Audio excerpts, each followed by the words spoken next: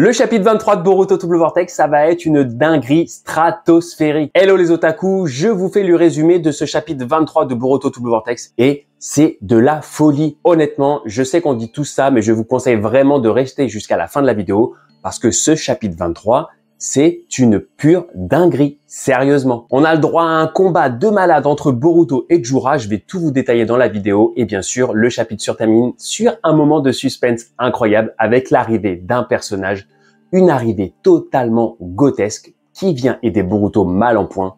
Je vous en dis pas plus pour pas vous spoiler, honnêtement, je vous fais le résumé tout de suite, c'est parti. Le chapitre commence sur une page avec Mitsuki qui vient de éradiquer les sbires de Crass. On a Konohamaru qui arrive avec l'épine de lame de Matsuri et on constate que Araya est déjà parti Asuna avec l'épine de lame de Ryu. Konohamaru informe qu'il était sur le point de mourir de se faire tuer par Matsuri et que Boruto est arrivé et l'a sauvé. Donc Konohamaru est bien conscient qu'il est sain et sauf grâce à Boruto. Mitsuki se propose alors d'aller aider Boruto mais Konohamaru refuse. Leur mission est de prendre les Togedama et d'aller sauver les ninjas en question, à savoir Shinki et Moegi. Mitsuki insiste, mais Konohamaru explique que c'est un ordre de Boruto et que Boruto semble avoir un plan. Sous les conseils de Boruto, ils doivent se rendre à un point stratégique, un point là où ils s'étaient rendus au début de la mission. Petit mystère par rapport à ça du coup. Est-ce que Boruto sait des choses?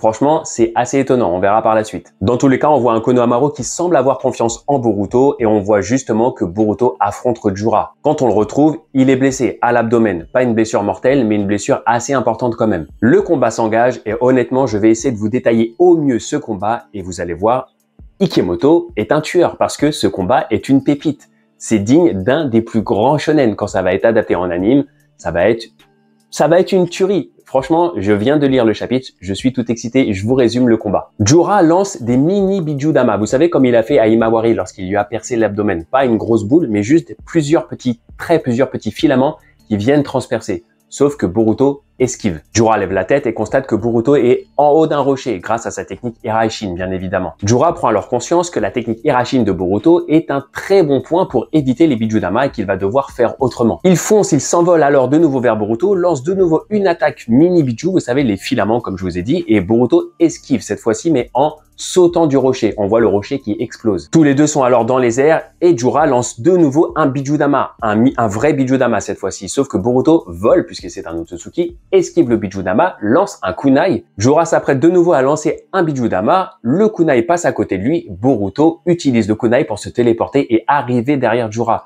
La mise en scène du combat est incroyable, incroyable. Mais c'est pas fini, vous allez voir ce qui se passe après. Donc je vous ai dit, Boruto arrive derrière Jura grâce au kunai qu'il vient de lancer. Il est prêt à dégainer son épée. Jura est surpris, mais pas assez. Il a le temps de réfléchir, de mettre un coup de pied à Boruto qui perd son épée. L'épée s'envole par derrière Jura. Jura est prêt à lui mettre un coup, vous savez, avec son espèce d'index qu'il a, son index noir en pointe.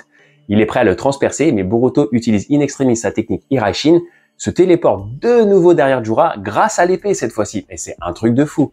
Là, il récupère son épée, Jura est pris au dépourvu, les amis. Tellement pris au dépourvu que Boruto lui tranche la jambe.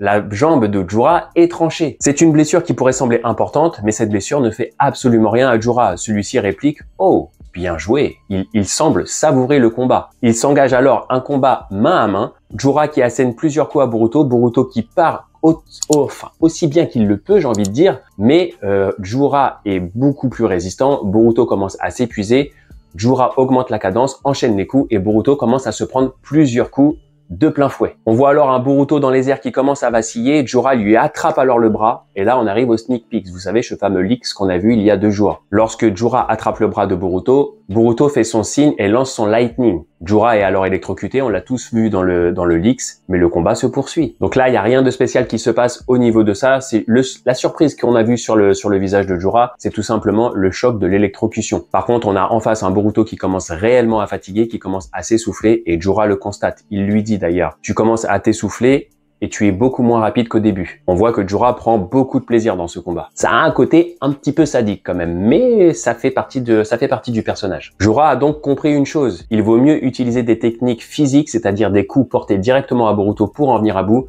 que des techniques Bijudama que Boruto pourra esquiver avec sa technique Iraishin. Jura change donc de stratégie. On fait un petit tour du côté de Konohamaru et Mitsuki qui sont là où Boruto leur a dit d'aller mais ils ne comprennent pas pourquoi pour le moment. Jura fonce alors de nouveau vers Boruto et lui assène un coup de tête. Boruto est projeté. Jura continue et lui met cette fois-ci un coup de poing dans l'abdomen et on voit Boruto qui est propulsé vers le sol. Jura s'élance alors vers lui et lui lance de nouveau un Bijudama. Boruto arrive à esquiver tant bien que mal de nouveau grâce à sa technique Iraishin. Mais on sent malheureusement que c'est de plus en plus compliqué pour Boruto. Dans les airs, Jura continue le combat et fonce de nouveau vers Boruto. On a le droit là au deuxième Licks. J'ai posté d'ailleurs la vidéo ce midi sur ma chaîne YouTube. Le deuxième Licks où Boruto, pour essayer de contrer Jura justement, sort son épée et va lui mettre un coup. Jura part de nouveau avec un seul doigt et l'épée de Sasuke, donc de Boruto, commence à se briser. Je vous l'ai dit juste avant, il y a eu plusieurs coups où Jura a mis plusieurs coups et Boruto a paré les coups. À chaque fois, il a paré les coups avec son épée. Donc je pense que l'épée a quand même pris cher durant ces échanges. Et là, sur cette nouvelle page où Jura part le coup et l'épée commence à se briser, c'est justement les conséquences de tout ça. Boruto, en voyant l'épée de Sasuke qui commence à se briser, est un petit peu déstabilisé. De plus, il est très fatigué. Jura en profite, il lui assène un énorme coup de pied, comme je l'avais dit dans la vidéo. Et là, malheureusement, on a un Boruto qui vient s'écraser au sol et qui est KO. Il est KO, les potos. Donc là, le combat est vraiment sur le point d'être gagné par Jura. On a d'ailleurs un petit point sur Eida qui est en train de regarder le combat et qui dit elle-même: je ne peux pas poursuivre, je ne peux pas continuer à regarder le combat, c'est trop dur, Boruto va mourir. Et là, en dehors de ce combat grotesque et en dehors de ce qui va se passer juste après ce que je vais vous dire actuellement, on a un passage très important, très important les potos. Franchement, c'est un des passages les plus importants du chapitre, malgré tout ce qui se passe dans ce chapitre, et ce chapitre est grotesque dans son entièreté. Mais là, on a Kashin Koji qui est complètement abattu. Il a la tête entre ses deux mains, en train de constater la défaite de Boruto, sauf que là, il va se passer un événement incroyable. Le Shinjutsu de Kashin Koji, le Jippo, les 10 directions, va de nouveau s'activer. Kashin Koji demande à Eida de se taire 2 secondes, il lui dit tel quel: Eida, tais-toi s'il te plaît, il y a une mise à jour. On voit ses yeux qui commencent un petit peu à se blanchir et on voit des futurs potentiels qui commencent à défiler à la vue de Kashin Koji. On va comprendre pourquoi juste après, mais en attendant, on voit quand même quelques petites images incroyables. On ne peut pas passer à côté de ces images. On commence par voir un Jura blessé à l'œil. On commence par voir un Boruto continuellement KO allongé au sol. Mais sur cette image, justement, où on voit Boruto allongé au sol, on voit aussi une image de Himawari, les potos. Himawari. Je sais pas pourquoi. On ne sait pas pourquoi. Mais on voit Himawari. Ça veut dire qu'il va y avoir quelque chose qui va se passer dans les prochains chapitres avec Himawari. Eida ne comprend pas trop ce qui se passe, elle demande, elle interroge Kashin Koji et Kashin Koji lui-même est stupéfait par ce qu'il est en train de voir. On voit de nouveau un gros plan sur Jura qui est bel et bien blessé à l'œil, sauf que Boruto est toujours KO, ce n'est donc pas lui qui est à l'origine de la blessure de Jura. Et là, le chapitre est incroyablement bien fait puisque là, on retourne sur le combat Jura-Boruto, mais dans la continuité, on voit que c'est exactement ce qu'est en train de voir Kashin Koji. Donc on a un parallèle entre la vision de Kashin Koji et le combat de Boruto contre Jura. Jura donc atterrit auprès de Boruto, il est prêt à l'achever. Il est par contre très reconnaissant de la puissance de Boruto. Il est même très étonné d'ailleurs que celui-ci ne soit pas encore mort. Et il lui dit: je vais t'achever en l'honneur de ta mémoire, Boruto Otsutsuki, puisqu'il a quand même une certaine reconnaissance envers la puissance de Boruto. Je vais t'achever rapidement. Il s'envole alors dans les airs et est prêt à dégainer un Jubidama pour achever Boruto qui est lui complètement KO sur le sol. Et on voit alors que Jura quand même est très admiratif de Boruto. Il est d'ailleurs très admiratif du fait que Boruto est KO au sol mais qu'il tient quand même encore l'épée de son maître. Ça c'est incroyable. Franchement, Jura, c'est un super antagoniste. Jura est donc dans les airs, prêt à dégainer son Bijudama. Et là, les potos, ce qui se passe est incroyable. Ce qui se passe est stratosphérique. Alors qu'il est prêt à dégainer son Bijudama avec son œil droit, on voit un bâton traverser son œil. Il a le bâton qui lui traverse la tête, qui rentre ici et qui ressort par son œil droit, là où il était prêt à dégainer son Bijudama. Et bien sûr, vous avez capté qui c'est Kawaki. Kawaki se tient sur le dos de Jura. Il est apparu un peu sur le dos de Jura, un peu à la façon de Boruto qui est apparu sur le visage de Code dans le chapitre 2. C'est un joli clin d'œil de l'auteur, un joli clin d'œil de Kawaki à l'arrivée grotesque de Boruto dans le chapitre 2. Jura, lui, a son bâton qui lui traverse la tête, Kawaki est sur ses épaules, il tient le bâton comme ça, franchement, l'image est ultra classe, j'ai hâte de vous faire la vidéo résumé, analyse, pour que vous puissiez voir cette image qui est incroyable. Kawaki se tient de façon très grotesque avec le bâton qui lui traverse, mais il constate quand même, il a en face de lui un réel monstre puisque son attaque a traversé la tête de Jura, certes, mais ne semble avoir pas fait plus de dégâts que ça. Jura, lui, continue à être dans les airs, il se tourne même son œil comme ça pour regarder derrière lui pour voir que c'est Kawaki, comme si le fait qu'un bâton lui traverse la tête ne lui faisait pas grand chose au final. Ce qui est le cas, en fait. On revient alors sur le parallèle de Kashin Koji qui voit cette scène grâce à son Jippo et qui constate l'arrivée de Kawaki. Il dit à Eida alors que l'arrivée de Kawaki n'était pas prévue dans les visions qu'il avait vues auparavant. Il y a eu une mise à jour du futur de par l'arrivée de Kawaki sur les lieux, chose que Kashin Koji n'avait pas anticipé. On a donc là le futur qui est modifié. Le fait que Kashin Koji avait vu Boruto mourir, il y a quelque chose que Kashin Koji n'avait pas vu qui est en train de se produire. Et ce quelque chose, c'est l'arrivée de Kawaki. Kashin Koji constate alors avec une grande intelligence que il a dû se passer quelque chose qui n'est pas à son origine. Et nous, on le sait, ce quelque chose, c'est le fait que Boruto et Kawaki se sont alliés. Vous vous rappelez, dans le chapitre 16, je crois, 16 ou 17, les deux se sont retrouvés sur la montagne des Hokage et ont décidé de s'allier pour combattre les Shinju. Je pensais que cette alliance était à l'origine de Kashin Koji, mais non, cette alliance est à l'origine de Boruto. Et c'est cette alliance qui fait que ce qui se passe actuellement dans le chapitre 23, l'arrivée de Kawaki, Kashin Koji ne l'avait pas anticipé. Par contre, il est important de noter qu'on a de nouveau une vision de Kashin Koji, du coup, vous savez, avec le Jippo, avec plusieurs images qu'on voit, et on voit Sarada, on voit Hidari, et si on analyse bien, on voit également Mamushi, donc le Shinju de Bug qui veut s'en prendre à Ida, et on voit Demon. Est-ce que ça nous annonce Sarada contre Hidari et Demon contre Mamushi? Il y a de fortes chances, les potos. Petit retour sur Konohamaru et sur Mitsuki qui sont en train d'attendre toujours au point là où Boruto leur a dit, et ils se demandaient pourquoi est-ce qu'ils devaient aller ici. Et bien tout simplement, il y a Delta qui arrive. Delta qui vient et qui dit vous êtes bien au bon endroit là où c'était prévu. Alors là, ce qui est incroyable, c'est que là, on n'a pas la réponse. Comment Delta a su? Peut-être parce que c'est Kawaki qui lui a dit, mais la vraie question, c'est comment Boruto a su? Comment Boruto a su que Konohamaru et Mitsuki devaient se rendre à ce point-là géographique et que Delta allait arriver? Ça, c'est une question très importante. Est-ce que Boruto est capable de voir le futur?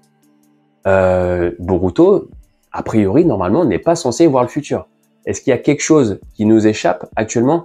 Certainement, j'ai envie de dire, mais on aura la réponse plus tard du coup, parce que là, je n'ai pas de réponse à vous apporter. Je ne sais pas pourquoi Boruto savait que Konohamaru et Mitsuki devaient se rendre à ce point-là. Bien sûr, le combat commence entre Kawaki et Jura. Jura essaye d'attraper Kawaki, mais Kawaki, avec sa technique, je me rappelle plus le nom, j'ai pas fait mes révisions, je suis désolé, mais vous savez, avec son dojutsu, où il rapétisse, esquive le coup et il arrive sur le côté de Jura et lui lance des bâtons qui lui traversent le corps. Encore une attaque qui ne semble rien faire puisque Jura extrait les bâtons assez facilement et réplique de nouveau avec un Bijudama. Bon, le panel d'attaque de Jura est assez limité quand même, je trouve, pour le moment. Kawaki esquive le Bijudama de nouveau avec sa technique de rapetissage. Le Kokugan, je me suis rappelé, c'est grâce à ce dojutsu qu'il arrive à rétrécir. Bref, je continue. Et là, les amis, nous entrons dans les 2 dernières pages du chapitre, mais ce qui va se passer est très important. Bien sûr, ça va nous laisser en mode suspense comme à chaque fois, et je peux vous dire que du coup j'ai hâte de savoir le chapitre 24 et vous allez voir, vous aussi vous allez avoir hâte.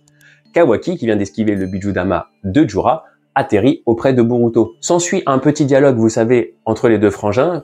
Boruto commence à reprendre conscience, Kawaki le chambre un petit peu en lui disant « Alors frère, tu vas rester encore combien de temps dans les vapes ?»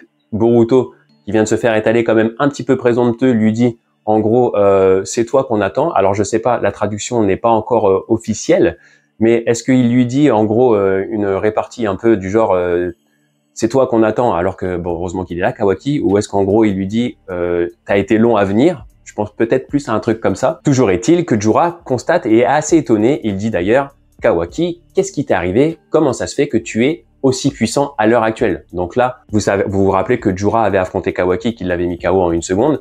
Là, on constate que Jura voit le power-up de Kawaki. Donc ça nous révèle à nous, ça nous confirme à nous une chose qu'on savait déjà et qu'on se doutait. Kawaki a bien eu son power-up avec Amado. Et là, Kawaki va dire une chose à Boruto très importante, juste avant la fin du chapitre. Il va lui dire « Serre les dents, mon frère. Si tu perds le contrôle, je te tue. » Et on voit le Kama de Kawaki qui commence à s'activer. Donc on se posait la question, est-ce que Kawaki va activer son Kama en présence de Boruto, ou est-ce qu'il va préserver cette face-là pour éviter que Boruto, justement, ne perde le contrôle? Pas du tout. Je pense que Kawaki constate qu'il faut qu'il active son Kama, puisque pour l'instant, il arrive à esquiver les attaques de Jura, mais ses attaques à lui n'ont aucun effet. Et on voit Boruto qui prend alors son bras et qui répond à Kawaki « Ne t'inquiète pas pour ça, fonce !» Hey, Boruto a la classe quand même. Donc là, on a Kawaki qui active son Kama en entier et qui rétorque à Jura qui est en train de foncer sur lui « Viens là, enfoiré !» en gros, pour être un peu plus poli que Kawaki. Et là, le chapitre se termine. Oui, le poteau, ce chapitre se termine comme ça et la phrase qui nous spoil le chapitre 24 est approximativement, encore une fois, parce que je n'ai pas la traduction officielle, mais en gros, ça dit que une épée, lorsqu'elle se brise sur son adversaire, peut toujours tuer l'adversaire puisqu'il y a l'autre côté de l'épée. Donc là, ça fait référence, bien sûr, aux deux frères. Et ça fait référence, donc les deux côtés de l'épée, c'est Boruto et Kawaki, bien sûr. Ça fait aussi un petit clin d'œil à l'épée de Boruto, je suppose, qui vient de se briser contre Jura, et justement à l'arrivée de Kawaki pour sauver Boruto. Très belle métaphore. Voilà les potos, je vous avais dit, ce chapitre, c'est une pure folie. Il y a plein de choses entre le combat de Boruto qui est stratosphérique. Lorsque vous allez voir les images, vous allez péter votre câble par rapport à la mise en scène. L'arrivée de Kawagoat qui est incroyable. Enfin, un Kawaki qu'on a envie de soutenir et qu'on a envie de kiffer. Enfin, une arrivée stratosphérique de Kawaki avec son power-up, plus le Jippo de Kashin Koji avec sa mise à jour qui nous révèle donc que ce qui se passe actuellement avec l'arrivée de Kawaki n'était pas prévu, les potos. C'est un futur que Kashin Koji n'avait pas vu, plus toutes les petites images qu'on peut voir, je vous ai dit, Himawari, Hidari Sarada, Mamushi Demon. Vraiment, ce chapitre, c'est une tuerie. Voilà les otaku, les potos, j'espère que vous avez kiffé. Moi, j'ai vraiment kiffé. Dites-moi en commentaire ce que vous en avez pensé. N'oubliez pas, le chapitre sort le 19, ce jeudi-là, à 16 h, je crois, si je dis pas de bêtises, sur mangaplus.fr. Je compte sur vous pour lâcher un maximum de likes et pour vous abonner si vous n'êtes pas abonné. Si vous voulez suivre les news Boruto, c'est ici que ça se passe. Bien sûr, je ne parle pas que de Boruto, je parle de beaucoup d'animes. Comme d'habitude, je regarderai tous les commentaires et comme d'habitude, je répondrai à un maximum de commentaires. Je vous dis à très bientôt les otaku.